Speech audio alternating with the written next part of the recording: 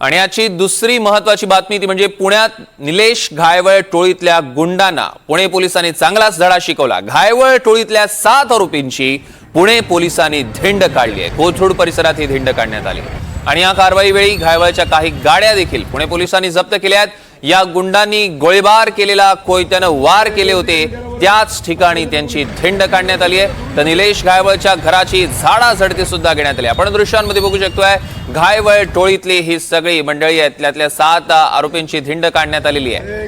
कोथरूड मधली ही धिंड आणि विशेषतः ज्या ठिकाणी ही धिंड काढली जाते याच ठिकाणी या टोळीतल्या लोकांनी आपली दहशत माजवण्याचा प्रयत्न केला होता आणि नेमकी तिथेच पोलिसांनी धिंड काढली आणि त्यांना अद्दल घडवली आहे। या संदर्भातले अधिक अपडेट्स आपण घेणार आहोत। रेवती हिंगवे आपल्या प्रतिनिधी आपल्यासोबत पुण्याहून जोडले गेले आहेत। रेवती, काय अपडेट्स? सर 17 सप्टेंबरला निलेश घायवळ टोळीमधल्या काही जणांनी काही गुंडांनी एका सामान्य नागरिकावरती गोळीबार केला होता आणि लगेच 10 मिनिटांनी दुसऱ्या एका नागरिकावरती कोयत्याने हल्ला केलेला होता आणि हे फक्त दहशत पसरवण्यासाठी हे सगळं केलेलं होतं।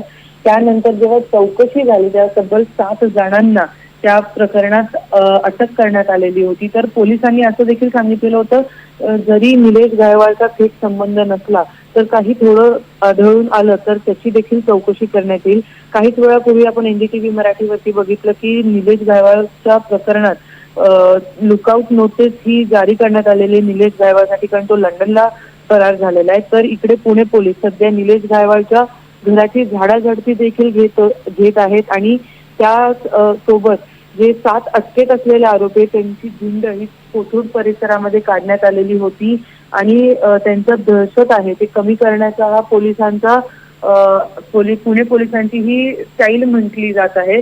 तर त्यासोबतच निलेश घायवळचं जे घराची झाडाझडती झाली त्यामध्ये 2 दुचाकी आणि 1 4चाकी जी स्कॉर्पिओ आहे ती देखील पोलिसांनी जप्त केलेली आहे। तर आता लुकआउट नोटीस जारी केल्यानंतर ही धिंड काढल्यानंतर पुढील काय कारवाई करतात पुणे पोलीस हे पाहणं महत्त्वाचं असणार आहे। सौरभ, निश्चितच रेवती, या संदर्भातले अधिकचे अपडेट्स आम्ही तुमच्याकडून घेऊ। तुर्तास धन्यवाद।